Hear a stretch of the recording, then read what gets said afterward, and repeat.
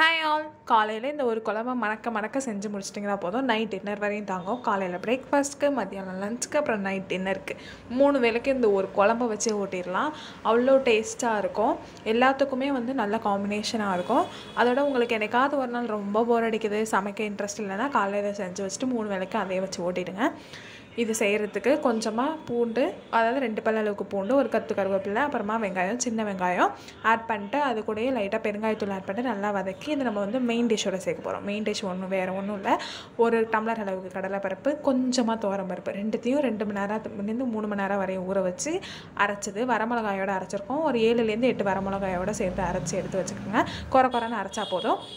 அது கூட வதக்கினதை ஆட் பண்ணிட்டு திரும்ப கடாயில் கொஞ்சமாக கடுகு, வெந்தயம், அப்புறம் வெங்காயம், தக்காளி எல்லாத்தையும் ஆட் பண்ணிவிட்டு இதுலேயும் சின்ன வெங்காயம் தான் ஆட் பண்ணியிருக்கோம். நல்லா வதக்கணும்.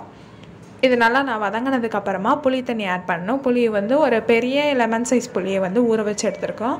அதையும் இது கூட ஆட் பண்ணிட்டுங்க. ஆட் பண்ணிவிட்டு தேவையான அளவுக்கு தண்ணி ஆட் பண்ணிவிட்டு ஒரு 2 ஸ்பூன் அளவுக்கு மிளகாய்த்தூள் ஆட் பண்ணலாம். அது வீட்டு மிளகாய்த்தூள் தான், சாம்பார் தூள். இதை ஆட் பண்ணிவிட்டு உப்பு ஆட் பண்ணிக்கோங்க. நாங்கள் புளி ஊற வைக்கும் போதே அது கூட உப்பை சேர்த்து ஊற வச்சுருவோம். அதனால் நாங்கள் தனியாக சேர்க்கலை.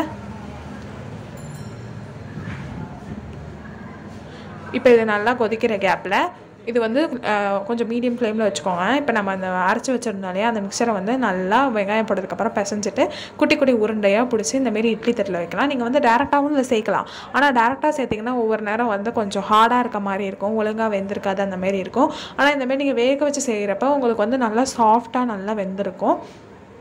பாருங்கள், எல்லாத்தையும் உருண்டை பிடிச்சி இந்தமாரி இட்லி பானையில் வச்சு நான் வேக வச்சு எடுத்துட்டேன்.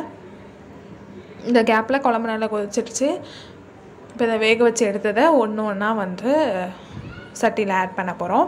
இதுக்கு முன்னாடி நீங்கள் இந்த வேக வைக்கிறீங்களே, இது வேக வைக்கிறதுக்கு முன்னாடி இந்த உருண்டையில் ஒரு உருண்டையை மட்டும் வேக வைக்காமல் தனியாக எடுத்து வச்சுக்கோங்க. ஏன்னு அடுத்து சொல்கிறேன். பாருங்கள், இது நல்லா கொதிச்சிருச்சு. இப்போ நல்லா கொதிச்சதுக்கப்புறமா அதை எடுத்து வச்சுருந்தாலும் ஒரு உருண்டை வேக வைக்காமல் அதில் தண்ணி நல்லா ஆட் பண்ணிவிட்டு அதை நல்லா கலந்து விட்டு இந்த குழம்புல ஊற்றிடணும். ஏன்னா குழம்பு அப்போ கெட்டியாகும், அதுக்கு தான். இதை ஆட் பண்ணிவிட்டு நல்லா கலந்து ஒரு கொதி வர வரையும் விட்டுருங்க.